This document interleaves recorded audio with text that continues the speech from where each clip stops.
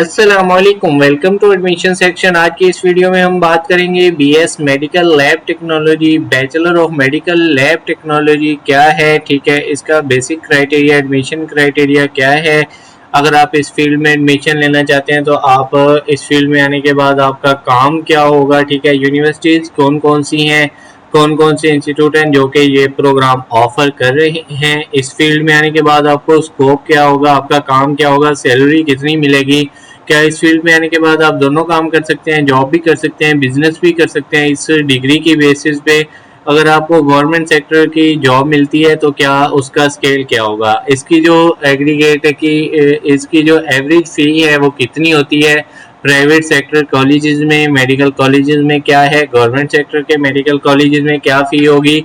अगर आप किसी प्राइवेट सेक्टर यूनिवर्सिटीज़ में एडमिशन लेना चाहते हैं तो इसकी फ़ी क्या होगी। ठीक है, और एंड पे आपको कुछ ऐसी बातें बताएंगे कि कौन से इंस्टीट्यूट हैं जहाँ पे आप गलती से भी कभी भी एडमिशन ना लें, कोई फ़ायदा नहीं होगा अगर आपने वहाँ पे एडमिशन ले लिया।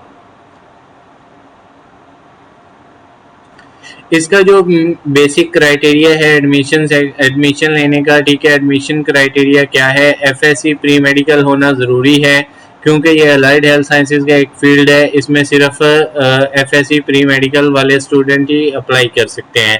मिनिमम आपके 50% एफएससी के मार्क्स होने चाहिए। हाईएस्ट मार्क्स जो हैं इसका जो एग्रीगेट बनाया जाता है उसमें एफएससी प्री मेडिकल, आपके मैट्रिक और एमडी कैट के मार्क्स इंक्लूड किए जाते हैं। इसका जो हाईएस्ट एग्रीगेट बनता है, ठीक है, मेरिट बनता है, वो ऑलमोस्ट 85% पे आके रुकता है, स्टार्ट होता है, और जो ख़त्म होता है वो 75 तक आता है। ठीक है, मतलब इतनी सी फ्लक्चुएशन होती है गवर्नमेंट सेक्टर और प्राइवेट सेक्टर के कॉलेजेस में। इसमें आने के बाद आपका काम क्या होता है, आपने कहाँ पे जॉब्स करनी होती हैं। सबसे पहले आपका जो फील्ड है वो हॉस्पिटल है। हॉस्पिटल में जो लैब्स हैं, लेबॉर्ट्रीज हैं, वहाँ पे आपने काम करना है।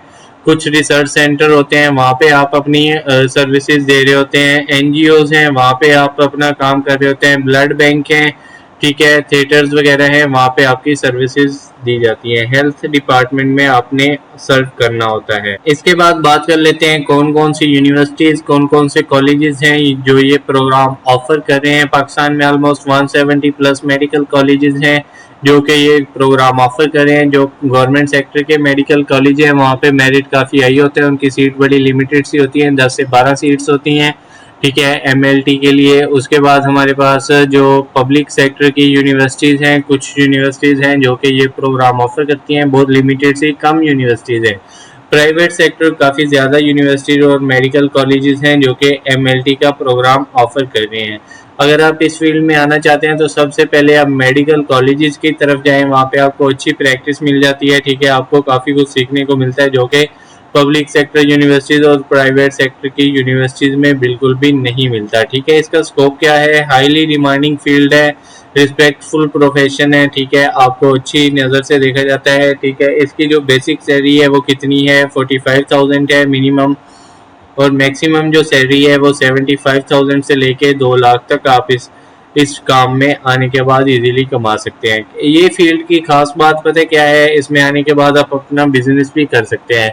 किसी भी बड़ी कंपनी के साथ आप उनका ब्रांच खरीद सकते हैं। ठीक है, आप अपना लैब सेंटर खोल सकते हैं, लैब बना सकते हैं, वो लैब कलेक्शन पॉइंट बना सकते हैं, जैसे अल खिदमत लैब वाले हैं। ठीक है, अल नसर है, अल चुगताई लैब्स हैं, और आगा खान लैब्स हैं, शौकत खानम लैब्स हैं। ठीक है, अगर आप टेक्नोलॉजिस्ट हैं, मेडिकल लैब टेक्नोलॉजिस्ट हैं, तो फिर आप अपनी लैब बनाने के एलिजिबल हो जाते हैं। मतलब इस फील्ड में आने के बाद आपके पास बिजनेस अपॉर्चुनिटीज़ भी उतनी ही हैं जितनी के जॉब की अपॉर्चुनिटीज़ होती हैं। ठीक है, इस फील्ड में अगर आप आते हैं तो आपको फ़ी आपकी कितनी होगी। अगर आप प्राइवेट सेक्टर यूनिवर्सिटी में एडमिशन लेते हैं तो आपको कम से कम 12 से 15 लाख देना है। अपने गवर्नमेंट सेक्टर कॉलेजेस में आपकी फ़ी 5 से 6 लाख होगी। टोटल बता रहा हूँ 4 साल की, 8 सेमेस्टर की। ठीक है, इसके बाद जो हमारे पास प्राइवेट सेक्टर के मेडिकल कॉलेजेस हैं उसमें आपने 18 से 20 लाख के दरमियान फ़ीस देनी है।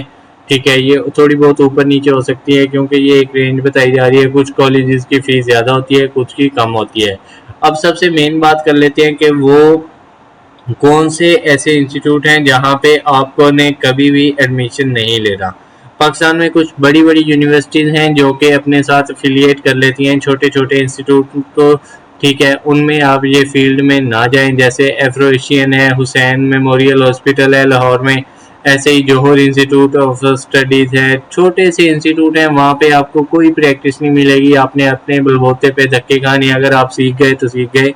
लेकिन वहाँ पे पढ़ने वाले स्टूडेंट्स की जो जॉब रेशियो है बहुत कम है वहाँ पे, क्योंकि बच्चे को कुछ सिखाया नहीं जा रहा होता, वो बस ऐसे डिग्री उसको मिल जाती है। अगर आप सिर्फ ऐसे टाइम पास करने के लिए डिग्री करना चाहते हैं तो कर लें, लेकिन आपको फील्ड का कोई नॉलेज भी वहाँ पे नहीं मिलेगा, ठीक है। ऐसी मज़ीद इंफॉर्मेटिव वीडियोस देखने के लिए हमारे चैनल को सब्सक्राइब करें। दुआओं में याद रखिएगा। जज़ाकल्लाह।